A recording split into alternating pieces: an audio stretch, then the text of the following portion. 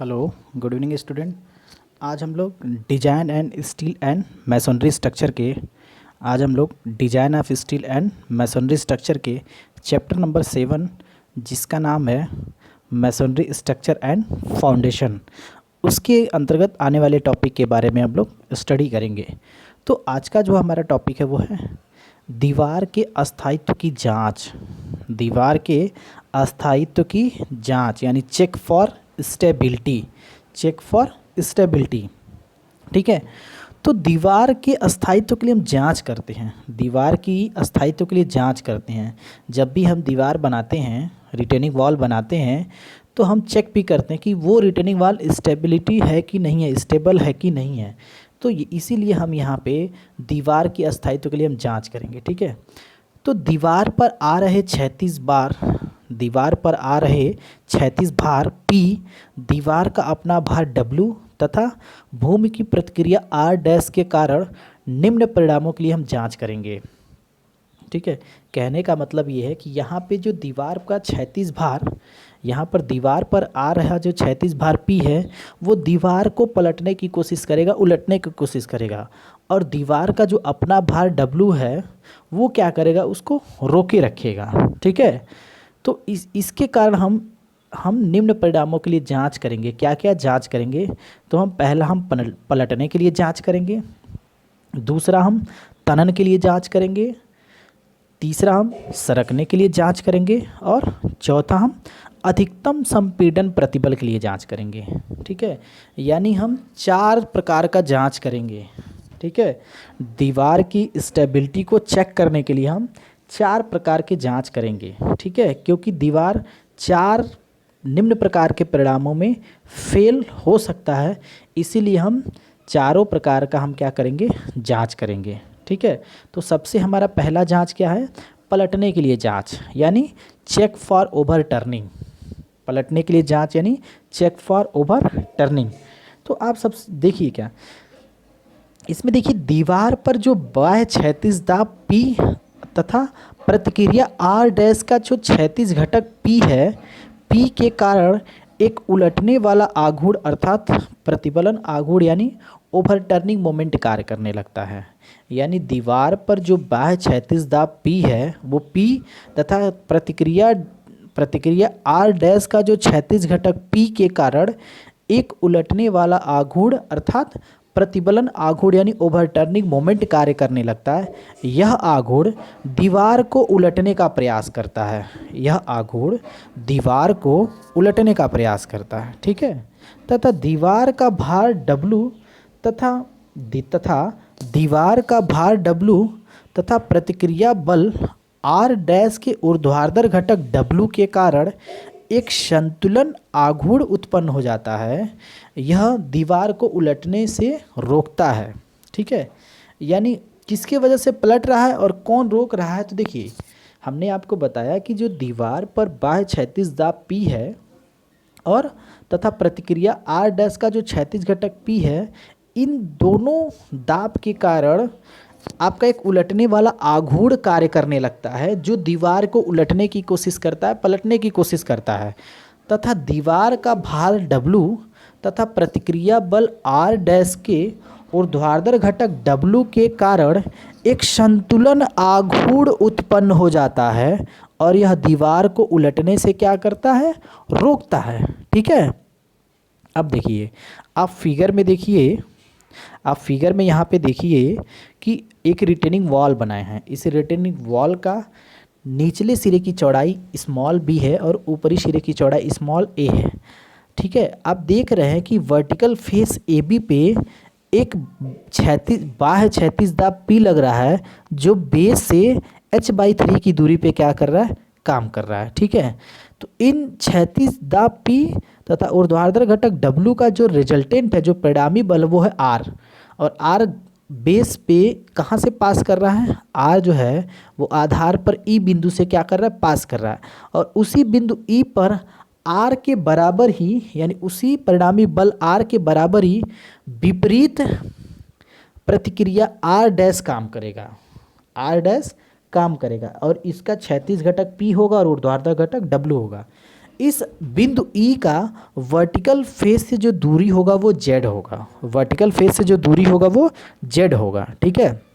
अब देखिए, अब यहाँ पे देखिए, अब यहाँ पे देखिए कंडीशन है कि दीवार को उलटने देने के लिए जो प्रतिबलन आघूर्ण है वो संतुलन आघूर्ण या प्रतिस्थापन आघूर्ण से क्या होना चाहिए, कम होना चाहिए। क्यों?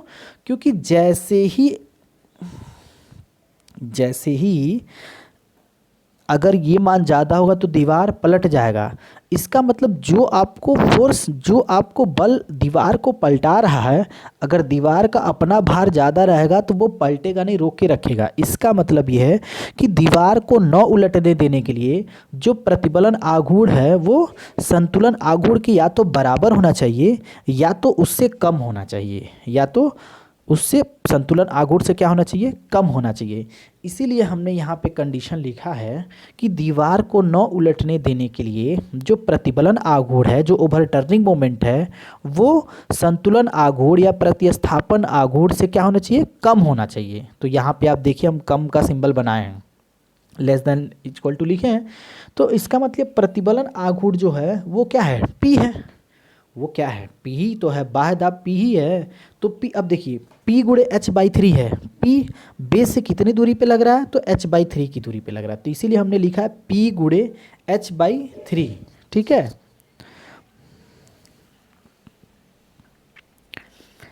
पी गुणे h/3 less than W Z minus X bar, W Z minus X bar. अब आप कहेंगे कि W Z minus X bar क्यों लिख रहे हैं, ठीक है। तो यहाँ पे P कहाँ पे लग रहा था, तो H बेस से h/3 दूरी पे, तो प्रतिबलन जो आघूर्ण है वो P गुणे h/3 less than equal to W into Z minus X bar. अब W क्या है, W क्या है, भार है। W क्या है, भार है। अब ये E से कितनी दूरी पे काम कर रहा है, तो आप देखिए टोटल जो आपका जेड है, वर्टिकल फेस से ई बिंदु तक कितना दूरी है, जेड है। और वर्टिकल फेस से डब्लू की जो दूरी है वो एक्स बार है, डब्लू की जो दूरी है वो एक्स बार है। तो यहाँ पे जो आपका जो डब्लू काम जो ग्राउंड से पास करेगा, इसकी ई से जो दूरी होगी वो डब्लू और कोष्ठ में जेड माइनस एक्स बार होगा, ठीक है। कैसे हो रहा है देखिए, अभी मैंने आपको कहा जो प्रतिबलन आघूर्ण है, यानी जो बाह्य क्षैतिज दाब P है वो बेस से h/3 की दूरी पे काम कर रहा है। तो P गुणे h/3 हो गया, less than equal to W। और W कहाँ पे काम कर रहा है, तो Z माइनस एक्स बार दूरी पे काम कर रहा है, Z माइनस एक्स बार दूरी पे काम कर रहा है, ठीक है। तो इस तरह से हमारा कैसे Z माइनस एक्स बार दूरी पे काम कर रहा है, तो देखिए यहाँ पे जो E है, E से ही हम लेंगे, जो हमारा बिंदु E है, E से W की जो दूरी होगा वो Z माइनस एक्स बार होगा। टोटल देखिए वर्टिकल फेस से E तक की दूरी Z है और वर्टिकल फेस से W की जो दूरी है वो x बार है। वर्टिकल फेस AB से जो W की दूरी है वो x बार है। तो इस तरह से E से W की जो दूरी होगी Z माइनस एक्स बार होगी, ठीक है। तो इसीलिए हम यहाँ पे लिखे हैं P गुणे h/3 less than equal to W कोष्ठ में Z माइनस एक्स बार, ठीक है। अब W को इधर ला लीजिए, इसको W को इधर ला लीजिए, तो आपका होगा P/W into h/3, P/W into h/3 less than equal to Z minus X bar. अब हम जानते हैं कि उत्केंद्रिता इसेंट्रिसिटी E बराबर होता है Z माइनस B/2, यही तो होता है, Z माइनस B/2 होता है। तो इस तरह से हम Z बराबर लिख सकते हैं E प्लस B/2 लिख सकते हैं। क्यों? क्योंकि जो माइनस B/2 उधर जाएगा तो प्लस हो जाएगा, तो Z बराबर होगा E प्लस B/2। अब ये Z का मान रिप्लेस कर दीजिए, ऊपर रख दीजिए, Z माइनस एक्स बार की जगह जो Z का मान है वो पुट कर दीजिए, ठीक है। तो जब आप पुट करेंगे तो P/W into h/3 less than equal to E plus B/2 minus X bar, E plus B/2 minus X bar. फिर लिख सकते हैं, आपको नीचे फिर लिख सकते हैं, अतः P/W into h/3 less than equal to कोष्ठ में आपका हो जाएगा B/2 minus X bar plus E, B/2 minus X bar plus E।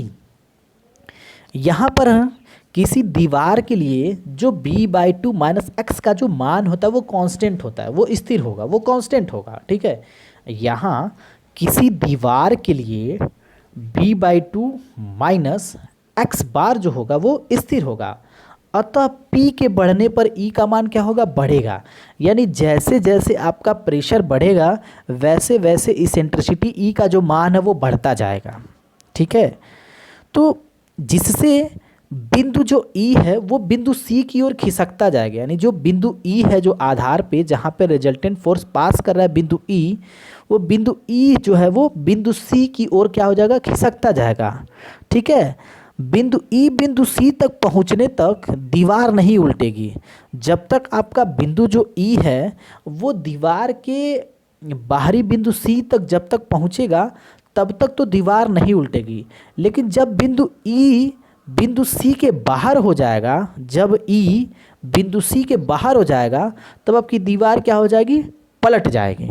आप फिगर में देखिए, पीछे वाले फिगर में देखिए कि जब बिंदु E, जब आपका बिंदु E बिंदु C की ओर खिसकता जाएगा। ठीक है, कब खिसकेगा, जब P का मान बढ़ेगा तो E का भी मान बढ़ेगा, तो E बढ़ेगा तो आपका जो कैपिटल E है वो खिसकेगा। खिसकेगा कि नहीं खिसकेगा, क्यों खिसकेगा, क्योंकि जो आपका E है, स्मॉल जो E है वो क्या, कहाँ से दूरी है, स्मॉल E जो है वो बिंदु E से और रिटेनिंग वॉल के आधे तक की जो दूरी होती है वो E होती है। ठीक है, तो यहाँ पे जब P आपका बढ़ेगा तो E का मान भी बढ़ेगा, स्मॉल E का मान यानी उत्केंद्रता का मान बढ़ेगा। अब यहाँ पे देखिए, जिससे बिंदु E बिंदु C की ओर खिसकता जाएगा, जिससे बिंदु जो आपका E है वो बिंदु C की ओर खिसकता जाएगा।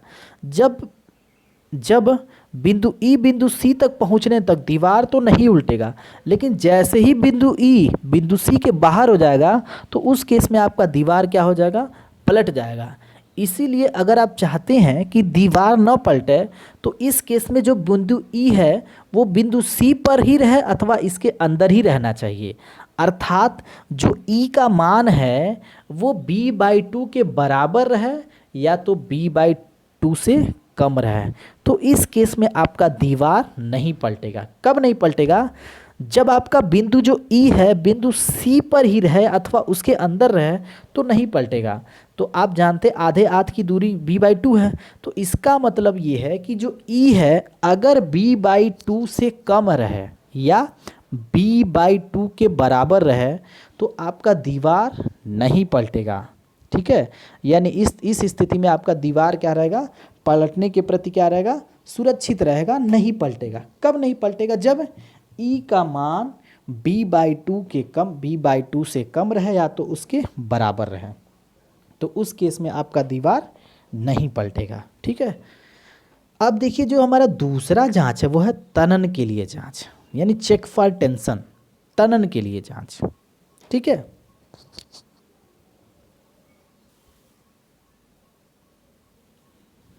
अब जो हमारा दूसरा है वो है तनन के लिए जांच, तनन के प्रति जांच यानी चेक फॉर टेंशन।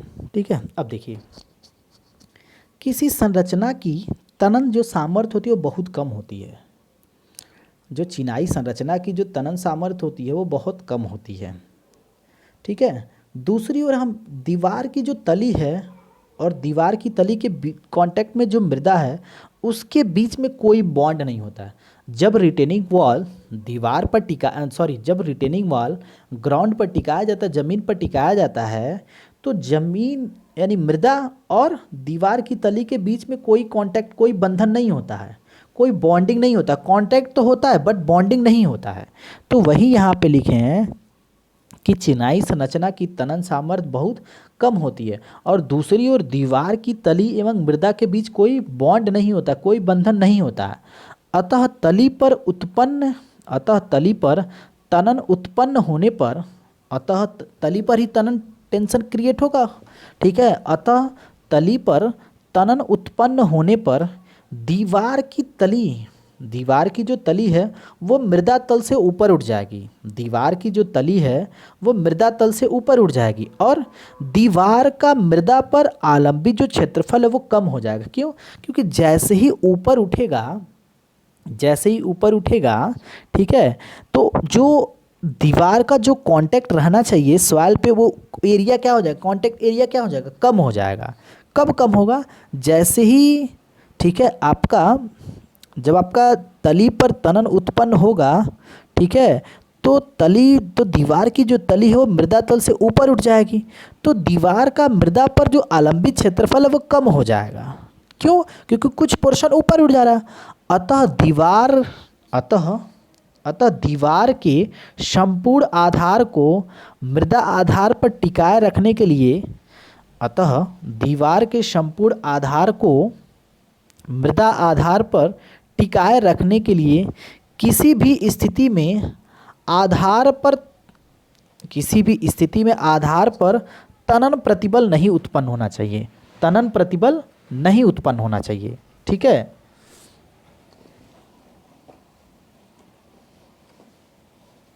इसीलिए हमने क्या लिखा, अतः दीवार के संपूर्ण आधार को मृदा आधार पर टिकाए रखने के लिए किसी भी स्थिति में आधार पर तनन प्रतिबल उत्पन्न नहीं होना चाहिए।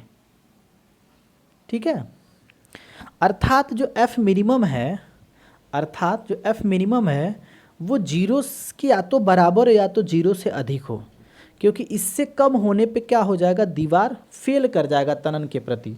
ठीक है, तनन प्रतिबल के प्रति आपका दीवार क्या कर जाएगा, फेल कर जाएगा। इसीलिए जो एफ मिनिमम का मान है, जो एफ मिनिमम न्यूनतम मान है वो जीरो के या तो बराबर रहना चाहिए तो जीरो से अधिक रहना चाहिए। ठीक है, एक बार फिर से देखिए, हमने यहाँ पे लिखा है कि चिनाई संरचना की तनन सामर्थ्य बहुत कम होती है, चिनाई संरचना की तनन सामर्थ्य बहुत कम होती है। दूसरी ओर दीवार की तली एवं मृदा के बीच में कोई बंधन नहीं होता है। ठीक है, अतः तली पर तनन उत्पन्न होने पर दीवार की तली मृदा तल से क्या हो जाएगा, ऊपर उठ जाएगा। जैसे ही दीवार, जैसे निचले तली पर जैसे तनन उत्पन्न होगा तो दीवार की जो तली होगा, नीचे वाला जो पोर्शन होगा वो मृदा के कांटेक्ट से थोड़ा ऊपर उठ जाएगा, मृदा के कांटेक्ट से थोड़ा ऊपर उठ जाएगा, और दीवार का मृदा पर आलंबित क्षेत्रफल का मान क्या हो जाएगा, कम रह जाएगा। अतः दीवार के संपूर्ण आधार को मृदा आधार पर टिकाए रखने के लिए किसी भी स्थिति में आधार पर तनन प्रतिबल नहीं उत्पन्न होना चाहिए। ठीक है, अर्थात एफ मिनिमम का जो मान है, एफ मिनिमम क्या है, एफ मिनिमम का जो मान है वो किसी भी स्थिति में जीरो से कम नहीं रहना चाहिए, यानी जीरो से या तो अधिक हो या तो जीरो के बराबर हो, जीरो से कम ना हो, क्योंकि जीरो से जैसे ही कम होगा दीवार आपका तनन प्रतिबल के प्रति क्या कर जाएगा, फेल कर जाएगा। इसीलिए यहाँ पे हम लिखें एफ मिनिमम जो है वो जीरो के बराबर हो या तो जीरो से अधिक हो। और एफ मिनिमम का मान क्या होता है, तो आप जानते हैं एफ मिनिमम का जो मान होता है W/B कोष्ठ में 1-6E/B होता है। तो इस तरह से आपका W/B कोष्ठ में 1-6E/B, ठीक है, ग्रेटर देन इक्वल टू क्या हो जाएगा, ज़ीरो हो जाएगा, ग्रेटर देन इक्वल टू क्या हो जाएगा, ज़ीरो हो जाएगा। ठीक है, अब देखिए अगर हम W/B को उधर रिप्लेस करें तो जीरो में मल्टीप्लाई जीरो हो जाएगा। तो इस तरह से आपका 1-6E/B greater than equal to zero, और फिर 6E/B को उधर रिप्लेस कर दीजिए, तो 1 greater than equal to 6E/B, यानी B/6 greater than equal to E, यानी E का जो मान है वो B/6 से कम हो या तो उसके बराबर हो, E का जो मान है वो B/6 के या तो कम हो या तो उसके बराबर हो। ठीक है, यानी E less than equal to B/6।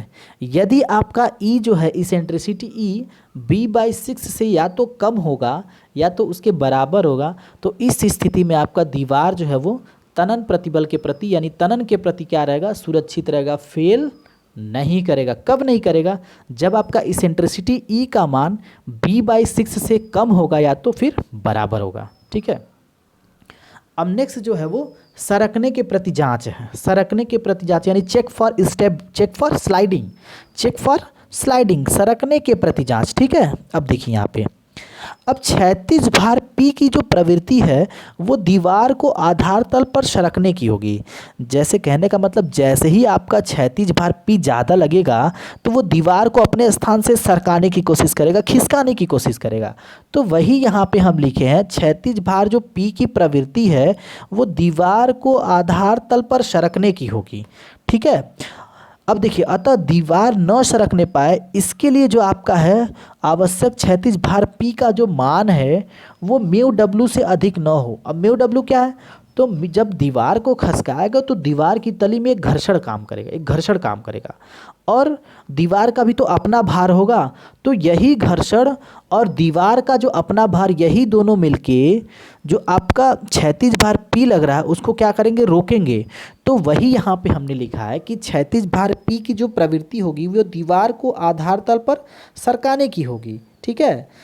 यदि म्यू घर्षण गुणांक है और W दीवार का अपना भार है, ठीक है, तो यही दोनों मिलके क्या करेंगे? क्षैतिज भार P को रोकेंगे। तब आपका जो प्रतिरोध बल लगेगा वो कितने के बराबर लगेगा? म्यू इंटू डब्ल्यू के बराबर लगेगा। जो प्रतिरोध बल लगेगा यानी जो रेजिस्टिंग फोर्स काम करेगा वो म्यू डब्ल्यू के बराबर होगा।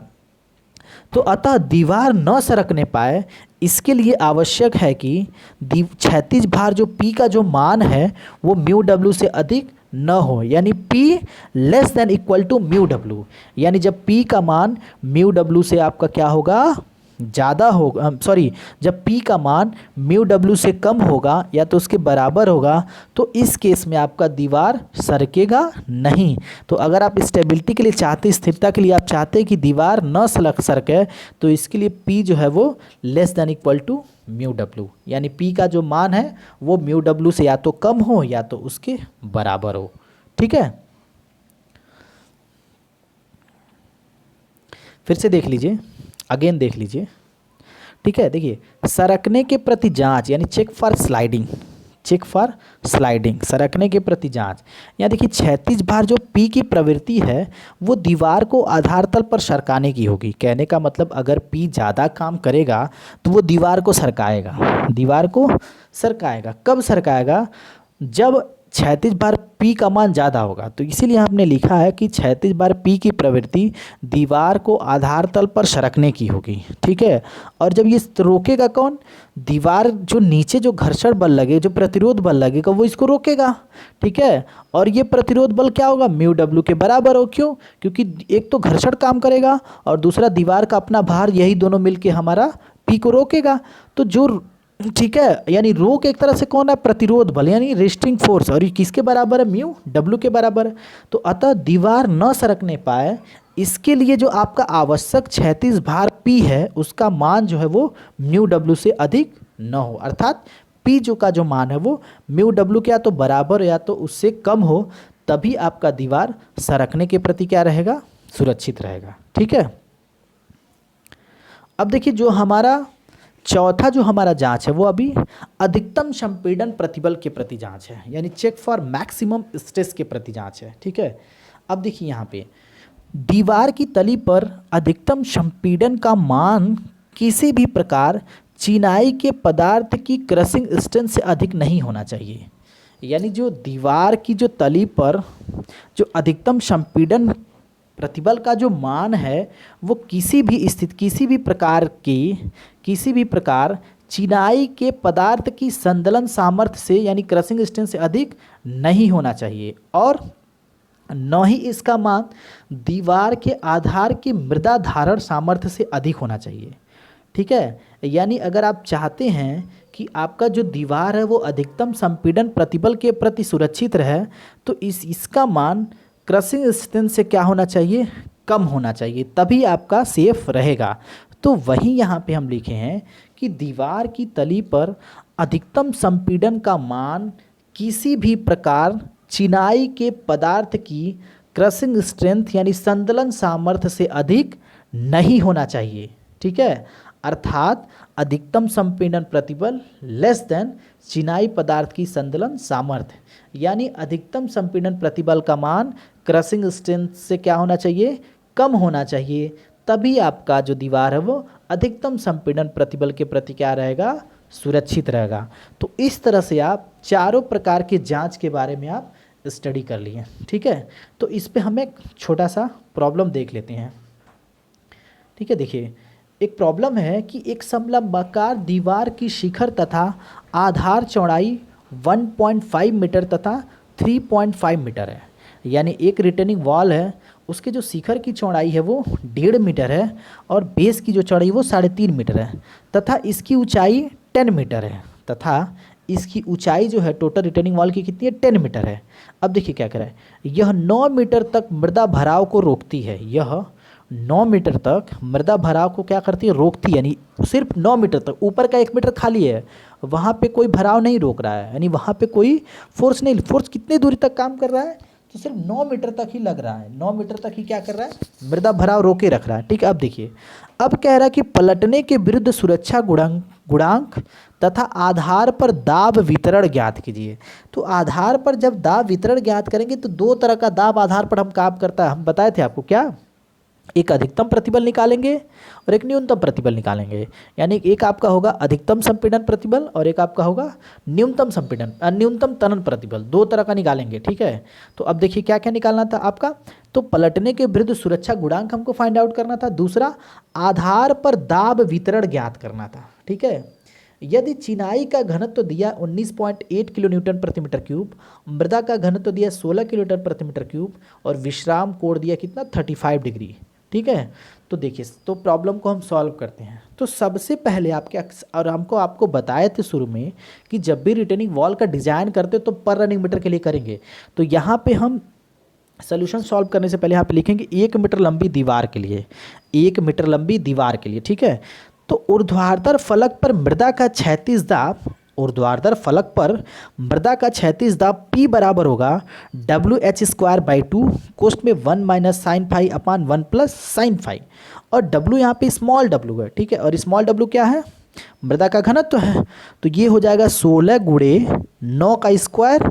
h बराबर क्यों 9 ले रहे हैं, क्योंकि 9 मीटर तक ही मृदा भराव है, तो h का जो मान लेंगे वो 9 लेंगे। तो 16 गुणे 9 का स्क्वायर डिवाइडेड बाई 2 कोष्ठ में 1 माइनस साइन 35 डिग्री अपान 1 प्लस साइन 35 डिग्री कोष्ठ में। तो इस तरह से बराबर 16 गुणे 9 का स्क्वायर मतलब 81 डिवाइडेड बाई 2 गुणे 1 माइनस साइन 35 डिग्री का जो मान हल करके निकाले वो आएगा 0.426 अपान, और 1 प्लस साइन 35 डिग्री का मान होगा 1.573। तो इस तरह से जब इसको सॉल्व करेंगे तो P का मान आएगा 175.6 किलो न्यूटन। अब आपका P निकल गया, और आपको पता है कि जो P काम करता है, आपको पता है कि जो P काम करता है वो कितनी दूरी पे काम करता है, तो आप भी जानते हैं कि ये जो P काम करता है वो आधार से h/3 की ऊंचाई पे काम करता है। तो यह आधार से h/3 बराबर 9/3 बराबर 3 मीटर की ऊंचाई पे काम करेगा। यानी ये जो क्षैतिज दाब P है वो आधार से 3 मीटर की ऊंचाई पर काम करेगा, ठीक है।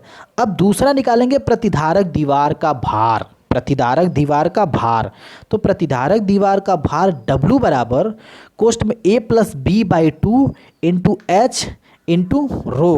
भाई दीवार का भार कैसे निकालते हैं, प्रतिधारक दीवार का भार W बराबर A+B/2 into H into rho. A का मान है 1.5 प्लस B का मान है 3.5 डिवाइडेड बाई 2 इंटू, अब यहाँ पे जो H लेंगे वो कैपिटल H लेंगे, और कैपिटल H टोटल दीवार की हाइट होगा, ठीक है। तो क्योंकि यहाँ पे प्रतिधारक दीवार का भार ले रहे हैं, तो भार के केस में हम टोटल हाइट लेंगे। तो A+B/2 into H into rho है फॉर्मूला। तो स्मॉल a का मान है 1.5 plus 3.5 divided by 2 into H का मान हो जाएगा 10 इंटू जो डेंसिटी हो जाएगा चिनाई का वो 19.8। इस तरह से जो दीवार का भार आएगा W वो 495 किलो न्यूटन आएगा, ठीक है, 495 किलो न्यूटन आएगा। अब देखिए, अब यह जो भार है वो यह जो भार है वो वर्टिकल फेस AB से x बार दूरी पे काम करता है, ठीक है। तब भार अब यही होगा, भार W की फलक AB से दूरी x बार बराबर A² plus AB plus B² अपान 3 कोष्ठ में A प्लस B। A का स्क्वायर मतलब 1.5 का स्क्वायर प्लस AB का मतलब 1.5 गुणे 3.5 प्लस B का स्क्वायर मतलब 3.5 का स्क्वायर डिवाइडेड बाई 3 कोष्ठ में A प्लस B मतलब 1.5 प्लस 3.5। जब इसको सॉल्व करेंगे तो x बार का मान आएगा 1.3167 मीटर, यानी 1.3167 मीटर। ठीक है। अब देखिए, अब परिणामी के आधार पर प्रतिच्छेदन बिंदु ई की बिंदु बी से दूरी जेड होता है। अभी हम आपको बताए थे कि जहाँ पे रिजल्टेंट फोर्स आधार पर पास करता वो बिंदु ई होता, और बिंदु ई का वर्टिकल फेस ए बी से जो दूरी होता है वो जेड होता है, और जेड बराबर होता है P by W into H by three plus X bar. P by capital W into H by three small h by three plus X bar. अब P का मान निकला है 175.6 अपान W का मान है 495 गुड़े h बाई थ्री का मतलब 9/3 प्लस x बार का मतलब 1.3167। जब इसको सॉल्व करेंगे तो Z का मान आएगा 2.381 मीटर। Z का मान आएगा 2.381 मीटर। अब जब Z निकल गया तो आप निकालेंगे यहाँ पे क्या, इसेंट्रिसिटी उत्केंद्रिता E, और E बराबर आपका होगा Z minus B by two. और अभी आप ऊपर Z निकालें, Z कितना निकालें 2.381 मीटर, तो 2.381 minus B by two, B by two का मतलब 3.5/2। अब जब यहाँ से E निकालेंगे तो E बराबर आपका आएगा 0.631 मीटर। इस तरह से आपका इसेंट्रिसिटी E का जो मान है वो निकल गया। अब आप निकालेंगे क्या, दीवार के आधार पर अधिकतम दाब एफ मैक्स, और एफ मैक्स बराबर होता है W बाई बी, और कोष्ठ में 1 + 6E by B. F max बराबर होता है W बाई बी, कोष्ठ में 1 + 6E बाई बी।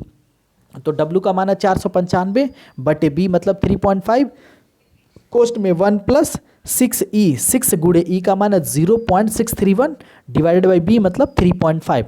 जब इसको सॉल्व करेंगे तो आएगा 152.98 किलो न्यूटन प्रति mm²। और जो एफ मैक्स हो जाए, जो अधिकतम दाब होता है वो क्या होता है, अधिकतम संपीड़न दाब होता है। ठीक है, तो इस तरह से आपका संपीड़न दाब क्या हो गया, निकल गया, संपीड़न प्रतिबल निकल गया। एफ मैक्स कितना आया 152.98 किलो न्यूटन प्रति मीटर स्क्वायर। अब निकालेंगे न्यूनतम दाब।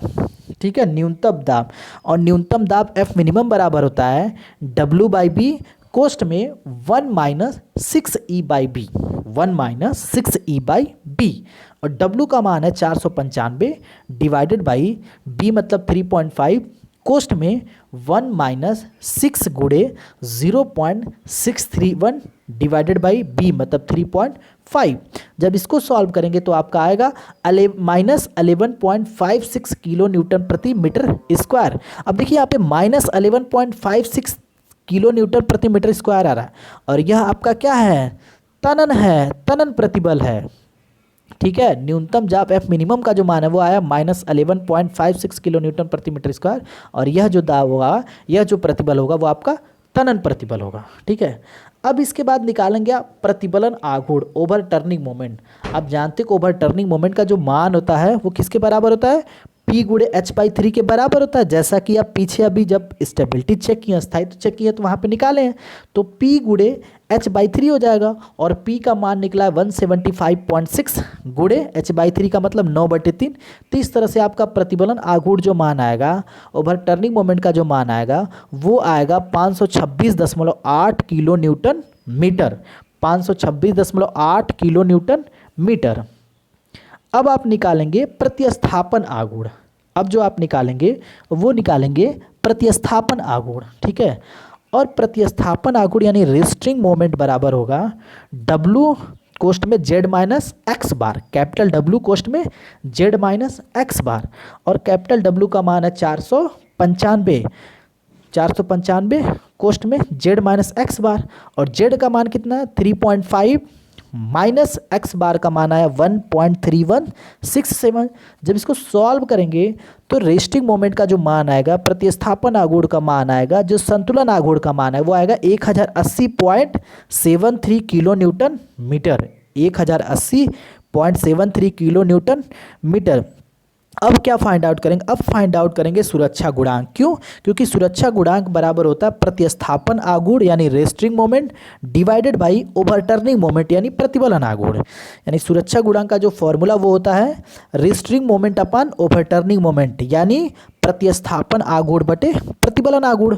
और प्रतिस्थापन आघूर्ण का मान अभी ऊपर निकाले हैं 1080.73 डिवाइडेड बाई ओवरटर्निंग मोमेंट यानी 526.8, 526.8, ठीक है। तो जब आप डिवाइड करेंगे तो सुरक्षा गुणांक का मान कितना आया, जब आप डिवाइड किए तो सुरक्षा गुणांक का मान कितना है, 2.05 आया, 2.05 आया। तो इस तरह से आप ठीक है कि पलटने के विरुद्ध सुरक्षा गुणांक कितना, मतलब पलटने के विरुद्ध सुरक्षा गुणांक का जो मान होगा, ठीक है, वो कितना मान होगा, वो होगा 2.05, ठीक है। तथा आधार पर जो दाब वितरण होगा, वो दाब वितरण भी आप फाइंड आउट कर लिए। दाब वितरण का जो होगा यानी एफ मैक्स और एफ मिनिमम, यानी अधिकतम दाब और न्यूनतम दाब, दोनों आपने फाइंड आउट कर। तो इस तरह आप एक कैसे प्रॉब्लम को सॉल्व करेंगे आप देख लिए, ठीक है। तो आज आप क्या देखे, आज आप दीवार की स्टेबिलिटी चेक किए और उसके बेस्ट प्रॉब्लम सॉल्व किए, ठीक है। तो इसके आगे के टॉपिक को हम लोग क्या करेंगे, नेक्स्ट लेक्चर में देखेंगे, ठीक है। Thank you.